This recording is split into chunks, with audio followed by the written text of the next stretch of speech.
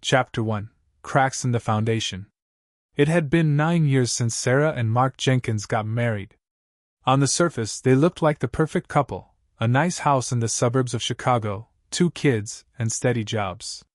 Mark was a construction manager who spent most of his time on out-of-town projects, and Sarah worked part-time at a local real estate office. The problem wasn't what they had, it was what they had lost along the way: connection, communication, and emotional intimacy.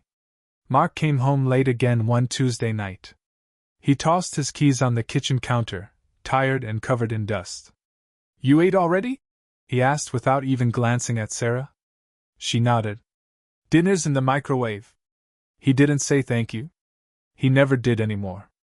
Sarah stared at him as he silently ate in front of the television, his face illuminated by the screen.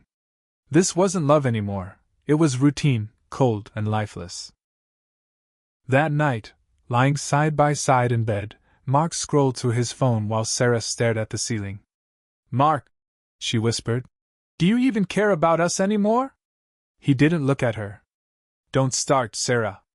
I've had a long day." That was all she needed to hear to confirm what she already knew: she was completely alone.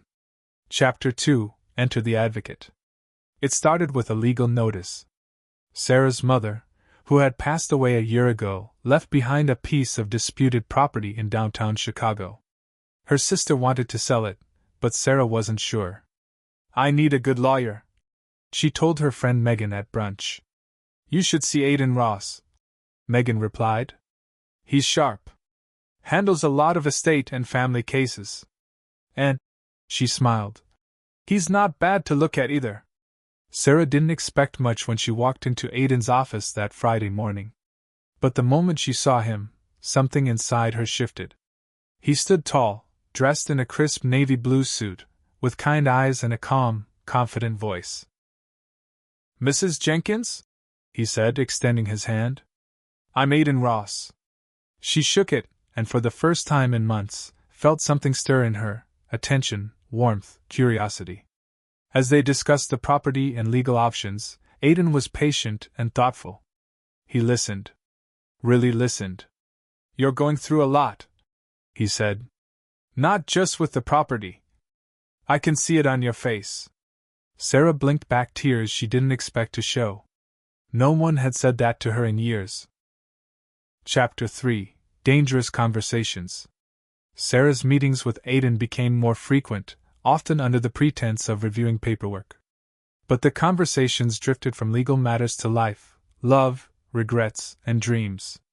She told him about Mark, about the emotional distance, the coldness, and the loneliness. Aiden never judged. He just listened. One evening, after their meeting, they walked out together under the golden city lights. "You deserve to be seen, Sarah," he said, stopping at the edge of the sidewalk. "And I see you." She looked at him, heart pounding. "I shouldn't feel this way," she whispered. "I know," he said, his voice low. "But we do." Their lips met, soft, hesitant, yet electric. She should have pulled away. But she didn't. Chapter 4: Double Life. For weeks, Sarah lived 2 lives. One as a wife and mother in the suburbs, the other as a woman rediscovering passion and affection in stolen hours with Aiden. Mark didn't notice. Or maybe he didn't care.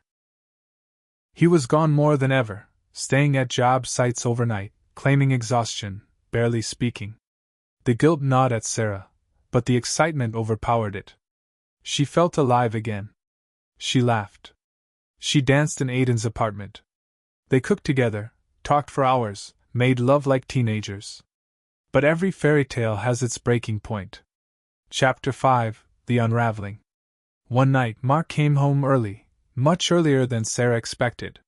He walked into the house and found her phone buzzing on the kitchen counter. "Aiden, can't stop thinking about your lips today. I need you." Mark stared at the message. The name. The words.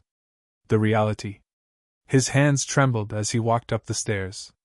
Sarah was in the shower. He didn't say anything that night. Or the next.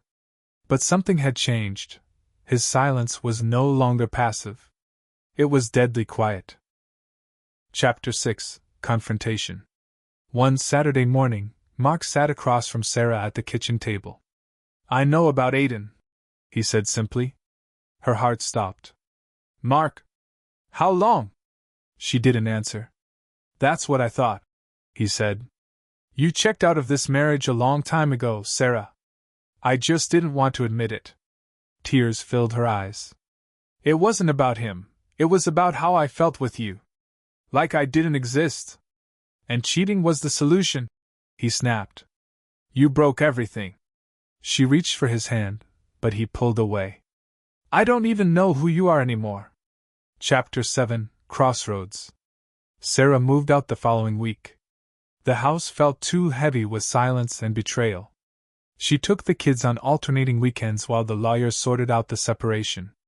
Aiden was supportive, but things weren't the same. The magic had dimmed under the weight of reality. "Are we just a product of bad timing?" Sarah asked him one night. "Maybe," Aiden said. "But maybe we needed each other to get through what we couldn't face alone." Sarah nodded. She didn't regret meeting Aiden. But she couldn't deny the destruction left in the wake. Chapter 8: Healing and Hope. Months passed. Sarah found a new apartment, started working full-time, and focused on her kids. She went to therapy, tried to forgive herself, and tried to understand what went wrong in her marriage, not just the affair, but everything before it. Mark remained distant, but civil. They didn't scream or fight anymore. But there was no reconciliation. Aiden and Sarah saw each other less often, both busy rebuilding their lives. The fire turned into a slow, quiet flame, not wild, but warm. Chapter 9: A New Chapter. One evening, Sarah sat on a park bench watching her kids play. Aiden joined her, holding 2 coffees. "I don't know what the future holds," he said, handing her a cup. "Neither do I," she replied. "But I wanted to be honest." "No more hiding?" he asked. "No more hiding." They sat in silence, the sun setting behind them. Maybe love wasn't about perfect timing. Maybe it was about finding yourself through the chaos and daring to begin again, honestly, openly, without shame. The end.